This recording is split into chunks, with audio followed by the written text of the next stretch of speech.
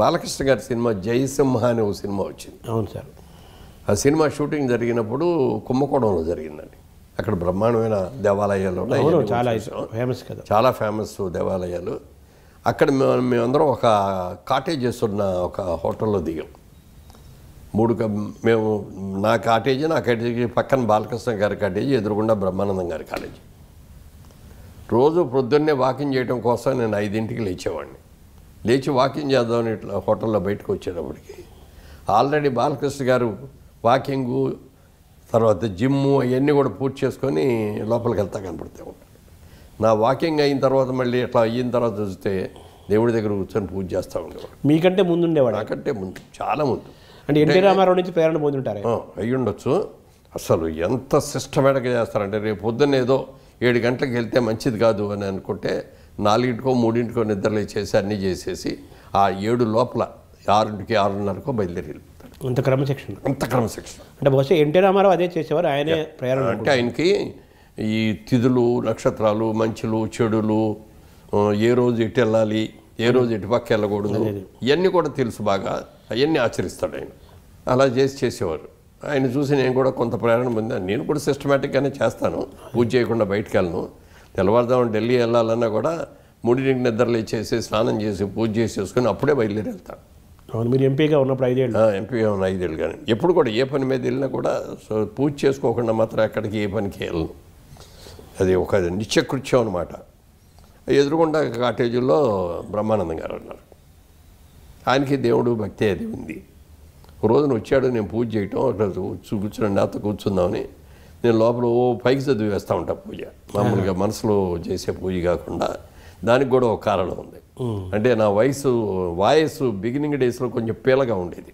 ఇప్పుడు బేస్ అయింది కదా వాయిస్. అదే అప్పుడు అందరూ చెప్పారనమాట, చెప్పి ఇట్లా బాగా కొంచెం నువ్వు ప్రాక్టీస్ చేసుకోవాలి, వాయిస్ ప్రాక్టీసు, వోకల్ ఎక్సర్సైజ్ చేయాలి, వోకల్ ఎక్సర్సైజ్ చేస్తే కానీ ఇది రాదు అని చెప్పి దానికి అయ్యో కొన్ని చెప్పారు. ఆ చెప్పిన దాంట్లో నేను అన్వయించుకున్న దాంట్లో ఒకటి పూజ. రోజు పూజ చేసేటప్పుడు బాగా బిగ్గరగా చదవాలి. అంటే మామూలుగా చదువుడు ఆ చదువుతా అంటే మనకి కొంత ఏమంటారు ఫ్రీ అవుతుంటాయి. గొంతుకు సంబంధించిన ఇవన్నీ కూడా ఫ్రీ అవుతాయి చేసాం. అది కొన్నాళ్ళకి అది కరెక్ట్గా సెట్ అయింది. అది అట్లా పెట్టమని అందుకని ఆ రోజున అట్లాగే చేసుకుంటాను. ఇప్పటికీ అలా ఉన్నారా? ఇప్పటికీ అదే. అంటే మరీ బిగ్గరగా కాదు కానీ పైకే చదువుతాం. ఆయన షూటింగ్ ఆయనకి లేదు, నాకు లేదు. ఆ రోజున మధ్యాహ్నం నుంచి వస్తున్నారు. సరే కాసేపు కూర్చొని నాతో మాట్లాడదామని వచ్చారు ఆయన. వచ్చేస్తే నేను లోపల పూజ చేసుకుంటున్నాను. చూసి బయట కుర్చీ ఉంటే ఆ కుర్చీలో కూర్చున్నాను. ఇంకా అయిపోద్ది అని ఎదురు చూస్తున్నాడు. అవలా ఏవో అందరు దేవుళ్ళు వరుస పెట్టి నేను స్తోత్రాలు చేసుకుంటా వెళ్తున్నాను. అయిన తర్వాత బయటకు వచ్చిన తర్వాత అడిగాడు, మురళీమోహన్ గారు మీరు ఏ దేవుడిని ప్రార్థిస్తారో అన్నాడు. నేను అందరు దేవుళ్ళని ప్రార్థిస్తానండి. జీసస్ క్రీస్తుని చేస్తాను, అల్లానే చేస్తాను, గౌతమ బుద్ధుడిని లైక్ చేస్తాను. శక్తి స్వరూపం అన్ని స్వరూపాలని. అంటే మరి మీరే ఎంతసేపు చేస్తారండి అని అడిగా. మీరు పూజ చేస్తారు కదా రోజు, ఎంతసేపు చేస్తారు? నాకు దేవుడు ఒక్కడే అన్నాడు. ఎవరన్నా? వెంకటేశ్వర స్వామి అన్నాడు. నేను వెంకటేశ్వర స్వామికి తప్పించి ఇంకెవరికి పూజ చేయను. అదేమిటి సార్ అలా ఎందుకు పెట్టుకున్నారన్న చిన్న ఉదాహరణ చెప్పాడు. మా ఇంట్లో పని మనిషి ఒక అమ్మాయి ఉంది, 10 ఇళ్ళు చేస్తుంది. మా ఇంట్లో కూడా వచ్చి ఒక గంట సేపు చేసేసి వెళ్ళిపోద్ది. ఆ అమ్మాయికి ఏదైనా ప్రాబ్లం వచ్చిందనుకోండి, ఆడు చూస్తారులే, వీళ్ళు చూస్తారులే అనుకొని ఎవరని చూడం. అదే మా ఇంట్లోనే పని చేస్తుంది అనుకోండి, మా ఇంట్లో పనిచేసే మనిషికి ఏదైనా జబ్బు చేసింది అనుకోండి, ఆటోమేటిక్గా మేము చూస్తాం. చేయాలి కదా, మన మనిషి కాబట్టి. కానీ 10 మందికి 10 చోట్ల చేసేటప్పుడు పూజకి 10 దగ్గరికి వెళ్ళే వాళ్ళకి ఆడు చేస్తారు లేట్ చేస్తారని ఎవరు చేయరు, అందరూ నీళ్లు పోసిన సామెత అయిపోతుంది. అందుకని దేవుడికి కూడా ఆయన తత్వం చెప్పింది వాడు. దేవుడికి పూజ కూడా ఒక్కరికే చేయాలి. ఒక్కళ్ళు చేస్తే మన భక్తుడు ఈయన మనతోనే ఇది ఉంటాడు అని చెప్పి ఆ దేవుడు చేస్తాడు. నువ్వు 10 మంది దేవుడికి చేసావు అనుకో, వెంకటేశ్వర స్వామి చూస్తాడులే ఇంకో ఆయన అంటాడు, ఆంజనేయ స్వామి చూస్తాడులే ఇంకోటి అంటాడు, అయ్యప్ప స్వామి చూస్తాడులే ఈయన ఊరుకుంటాడు. అలా అందరు దేవుళ్ళు ఎవరికాళ్ళు ఊరుకుంటారు, ఎవరు మనకి చేయరు. పాయింటే ఆయన థియరీ. అది ఆ థియరీలో కూడా ఒక ఇది ఉంది, లాజిక్ ఉంది. అలాగే ఒకవేళ ఏదన్నా దేవాలయానికి వెళ్ళాల్సి వచ్చి అక్కడ దండం పెట్టుకోవాల్సి వస్తే అక్కడ కూడా లోపల ఉన్న మూల విరాట్టుని నేను వెంకటేశ్వర స్వామి అనే భావించి వెంకటేశ్వర స్వామికి దండం పెడుతున్నామనే భావిస్తాను తప్ప ఇంకోటి అందరిలో అన్ని దైవాలు వెంకటేశ్వర స్వామినే చూసుకుంటాడు ఆయన. అంతే. ఇప్పుడు ఆ తీరి మీకే అనిపించింది సార్? మీరు కదా అందరినీ పూజిస్తారు కదా, పెద్ద దేవత విఘ్నేశ్వరుని మొదలు పెట్టుకొని మొత్తం. అలా అని చెప్పింటే నేను ఏ దేవుడిని పూజించను, నాకు అందరి దేవుళ్ళు ఇష్టమే. ప్రతి వస్తువుల్లోనే దైవాన్ని చూస్తాం, దైవత్వం చూస్తాం. అందుకని మేము అన్నీ చేస్తామండి అని చెప్పాను. అని అంటే అది కరెక్ట్ ఎట్లా ఉంది అన్నాడు. సరే ఒక మాట చెప్తానండి నేను. మీ పేరేంటండి అన్న. ఏదో చెప్పాడు పేరు. మీ నాన్నగారు ఉన్నారండి. మీ అమ్మగారు ఉన్నారండి అన్నాడు. మీ అక్కలు ఉన్నారు. మీ మనవాళ్ళు ఉన్నారు. మీ నాన్నగారు నీ పేరేంటండి? వెంకటేశ్వరరావు అని చెప్పాడు. మీ నాన్నగారు ఏమనిపిస్తారు? ఒరే బాబు అంటారు. అమ్మగారు ఒరే పెద్దాడా అంటది. చెల్లెలు అన్నయ్య అంటది. బావగారు బామ్మరిది ఎరా బామ్మరిది అని పిలుస్తాడు. మేనల్లుడు మావయ్య అని పిలుస్తాడు. రేపు మనవడు ఉంటే తాతగారు అని పిలుస్తాడు. రకరకాల పేర్లు. ఏ పేరుతో పిలిచినా నువ్వు అనేవాడు ఒక్కడే కదా. ఆ వస్తువు ఒకటే, మనిషి ఒకటే. వస్తువు ఒకటే, నువ్వు ఒక్కడవే ఉంది అక్కడ. కానీ నీకు ఇన్ని పేర్లు ఉన్నాయి. మా దేవుడికి కూడా అంతే. సబ్కా మాలిక్ ఒక్కడే అన్నారు కదా. దేవుడు ఒక్కడే, కానీ మేము రకరకాల పేర్లతో పిలుచుకుంటాం, రకరకాల రూపాల్లో మేము ధ్యానం చేసుకుంటాం అని చెప్పారు. సాయిబాబా సిద్ధాంతము సబ్కా మాలిక్ ఏక్ హై అన్నారు. అందరికీ యజమాని ఒకడే, బాస్ ఒకడే, వాడే ఆ శక్తి స్వరూపము. దానికి ఎన్ని పేర్లని పెట్టుకోవచ్చు, ఏ మతమైనా కావచ్చు, ఒకడే. ఆ శక్తి స్వరూపం పట్ల మనం కృతజ్ఞతగా ఉందాం, భక్తిగా ఉందాం అనేది అందులో నుంచి సూత్రం. అయితే మీరు చెప్పిన సిద్ధాంతం ప్రకారం బ్రహ్మానంద గారు వర్సెస్ మీ థియరీ ప్రకారం చూసుకుంటే మనకు ఒక క్లారిటీ, ఒక బొమ్మ, ఒక వాతావరణం, అంతే. ఒక ధ్యేయం. ఆయనేమో ఆయనది ఇలాంటి ధ్యేయమే అయ్యి ఉంటుంది. అందుకని ఒక్క దేవుడిని మనం 10 దేవుడిని చేయటం కాదు, ఒక్క దేవుడిని నమ్ముకోవాలి, ఒక్క దేవుడికే ఉండాలి. ఆ దేవుడు మన బాధ్యతలు కష్టకాలు ఏమున్నా ఆయనే చూసుకుంటాడు. సార్ మీ ఈ ప్రయాణంలో, ఈ జీవిత క్రమంలో రాజకీయాల్లోకి వచ్చారు, వ్యాపారాల్లో చేశారు, సినిమాల్లో పెద్దగా ఆటుపోట్లు కూడా ఉంటాయి, అన్ని చోట్ల ఉంటాయి. అయితే ఈ క్రమంలో మీకన్నా మిరాకిల్స్ జరిగాయా ఈ దైవంతో మీరు చేసిన ప్రయాణంలో? మిరాకిల్స్ అనేది నేను అన్నండి, ఎందుకంటే ఆసక్తికరమైన సంఘటనలు ఈ కొన్ని ఉంటాయి, చిన్నవి, అవి కూడా పెద్దవి ఏమి లేవు. బాబాగారు చిన్నప్పుడు నాకు బాబాగారు అంటే ఇష్టం ఉండేది కాదు నా చిన్న వయసులో. అప్పటికే బాబా పాపులర్ అంటే సత్యసాయి బాబా గారు అంటే పుట్టపర్తి సత్యసాయి బాబా గారు అంటే నాకు ఎందుకో పెద్ద ఫీలింగ్ ఉండేది కాదు.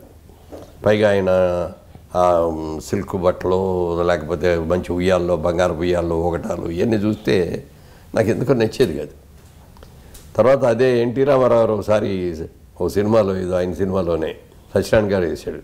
ఆ జుట్టు గుట్టు పెట్టి దొంగ బాబాలాగా చేశాడు. దాని మూలంగానే ఏదో మొత్తం మీద ఇంప్రెషన్ లేదు. ఓసారి అనంతపూర్లో బాబా గారి కాలేజీ, సత్యసాయి కాలేజీ ఉంది. ఆ కాలేజ్ స్టూడెంట్స్ వచ్చి మా యూనివర్సిటీకి మీరు రావాలండి అని పిలిచారు. సరే వెళ్ళాను. అక్కడికి వెళ్ళిన తర్వాత అక్కడ కూర్చున్న తర్వాత, ఏంటయ్యా మీ కాలేజీ ఏంటి, మీ పరిస్థితులు ఏంటి, ఏమైనా గొడవలు జరుగుతూ ఉంటాయా, స్ట్రైకులు గీకులు ఏమైనా చేస్తారా, మీ లెక్చరర్స్ ఎలా ఉన్నారు అని చెప్తే, సార్ మిగిలిన కాలేజీలన్నీ వేరు, మా కాలేజీ వేరండి. నా కాలేజీలో అసలు ఎక్కడ స్ట్రైకులు అనేవి ఉండవు, అల్లర్లు అనేవి ఉండవు, డిబార్లు అనేవి ఉండవు, సస్పెండ్లు అనేవి ఉండవు, ఆడపిల్లలు మగపిల్లల్ని ఏడిపించడం కానీ, మగపిల్లలు ఆడపిల్లలు ఎట్లా కానీ ఇలాంటివి ఏమీ ఉండవు. మా లెక్చరర్స్ అందరినీ కూడా మేము చాలా గౌరవిస్తాం. వాళ్ళు కూడా మమ్మల్ని చాలా ప్రేమగా చూస్తారు. వీటన్నిటికీ కారణం బాబా గారు అని బాబా గారు మాకు నేర్పిన విధానం అండి ఇది. మీకు కాలేజీలో ఫీజులు అంటే మాకేం ఫీజులు ఉండవండి. మీకు భోజనం హాస్టల్ ఇదంటే అందరూ ఇక్కడే పెడతారు, ఫ్రీగా పెడతారండి. మరి బాబా గారు ఎప్పుడైనా వస్తారా మీకు ఈ కాలేజీ కన్నా? అప్పుడప్పుడు వస్తారండి.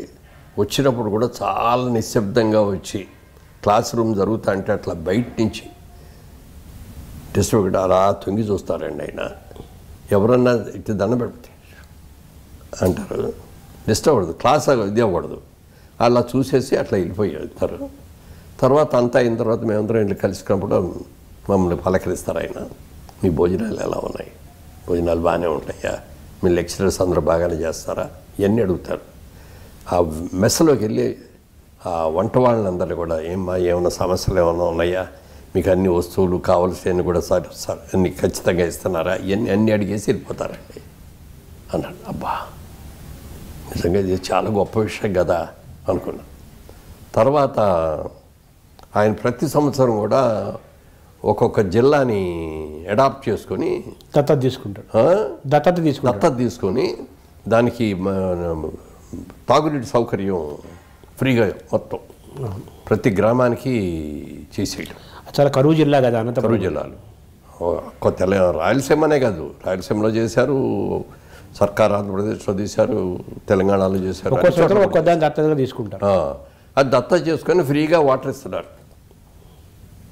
అలాగే హాస్పిటల్, ఒక అద్భుతమైన హాస్పిటల్ పుట్టపర్తిలో కట్టి ఆ హాస్పిటల్లో ముందుగా రిజిస్టర్ చేసుకోవాలి. ఎవరు వెళ్ళదలుచుకున్నా వెళ్ళి రిజిస్టర్ చేసుకుంటే వాళ్ళకి ఇదిగో బాబు మీది ఈరోజు వచ్చింది మీరు రండి, ఫ్రీగా వాళ్ళకి వైద్యం చేస్తున్నారు. ఇందులో ధనవంతుడికైనా ఒకటే ఫీలింగు, ఒకటే గౌరవం, సామాన్యుడికైనా ఒకటే గౌరవం, పెద్ద చిన్నది కూడా లేదు. అట్లా చూస్తున్నారు. అప్పుడు అనిపించింది దేవుడు అంటే ఇంక వేరే ఎవరు ఉంటారు? దైవం మానుష రూపేణ అంటారు కదా, అంతేగా. ఈయనే ఒక దైవం. ఎందుకంటే చదువుకోవడానికి విద్యను బ్రహ్మాండంగా ఇస్తున్నారు, ఫ్రీగా భోజనం బ్రహ్మాండంగా పెడుతున్నారు, అలాగే వసతి ఇస్తున్నారు, మళ్ళీ అలాగే వైద్యం, అనారోగ్యం వస్తే వైద్యం చేస్తున్నారు, నీరు ఇస్తున్నాడు, తాగడానికి నీరు ఇస్తున్నారు. ఎందుకంటే గొప్ప వ్యక్తి ఉంటాడు దేవుడు అంటే. అప్పుడు ఆయనలో మీకు దైవం కనిపించాడు. ఆయనలో దైవం కనపడింది. అప్పటి నుంచే రోజు మావిడ నా పెళ్ళైన తర్వాత మావిడ సత్యసాయిబాబా గారికి, షిర్డీ బాబా గారికి కూడా మంచి భక్తులు. మీరు బాబాని ఎప్పుడైనా కలిశారు సార్? పుట్టపర్తి చెప్తా. అదే మా ఆవిడ పెళ్ళైన తర్వాత అప్పుడు ఈ హనీమూన్కి వెళ్ళే అంత స్తోమతలు కూడా లేవు, కాలమాన పరిస్థితులు కూడా. ఎటన్నా బయటికి వెళ్ళొద్దాం 4 రోజులు, మెడ్రాస్ కానీ తిరుపతి కానీ ఎటన్నా. విజయవాడలో ఉండేవాళ్ళు అప్పుడు మీరు? విజయవాడలో ఉండేవాడు. విజయవాడ బిజినెస్లో ఉండేవాడు, Kisan engineering company. Rice business కూడా? రైస్ కాదు, మన ఎలక్ట్రిక్ మోటార్స్, ఆయిల్ ఇంజన్స్, అది బిజినెస్, దాంట్లో ఉండేవాడు. అప్పుడు నాకున్న కెపాసిటీకి, నాకున్న అందులో మొట్టమొదటి ఉద్యోగస్తుడిగా చేరాను, ఆర్థిక మేనేజింగ్ అంటే వర్కింగ్ పార్ట్నర్గా. సరే, దాని మూలంగా తిరుపతి కానీ మెడ్రాస్ కానీ వెళ్దామంటే నాకు ఏమొద్దండి, నాకు మీకు ఎప్పుడు వీలైతే అప్పుడు పుట్టపర్తి తీసుకెళ్ళండి అంతే కోరిక.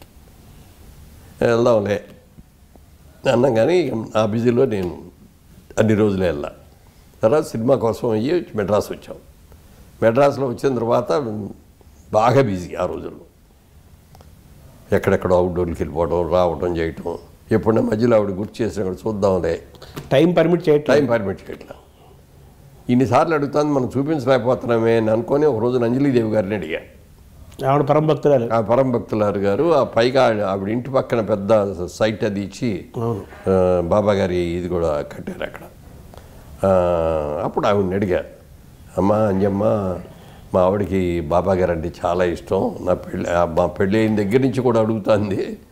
ఇప్పుడు మాకు పెళ్ళి కూడా 20 ఏళ్ళు అయిపోయింది, 20 ఏళ్ళైనా మీరు తీసుకెళ్ళలేకపోయాను. బాబా గారు ఎప్పుడు వస్తారమ్మా మెడ్రాస్ వచ్చినప్పుడు చెప్తే నేను మా ఆవిడ దర్శనం చేసుకోవడానికి వస్తామన్నా. అంటే ఏదో వచ్చే నెల ఫలానా తారీఖున ఉంది. ముందు రోజు కూడా ఆవిడ ఫోన్ చేసి, మురళీమోహన్ గారు మీరు చూస్తా అన్నారు కదా, బాబు అనేది ఆవిడ. నేను మురళీమోహన్ గారు ఇది కూడా, బాబు నువ్వే బాబా గారి దగ్గరికి వస్తా అన్నావు కదా నువ్వు మీ ఆవిడ, రేపు రండి, మన ఇంటి పక్కనే ఇది అక్కడే ఉంటారు, పెద్ద ఇదిలా ఉంది, పెద్ద దాన్ని ఏమంటారు ఆశ్రమంలో కట్టి చాలా పెద్దది, అక్కడికి రండి అన్నారు. వెళ్తే వెళ్ళగానే అందరికి నెల మీదే కూర్చున్నారు.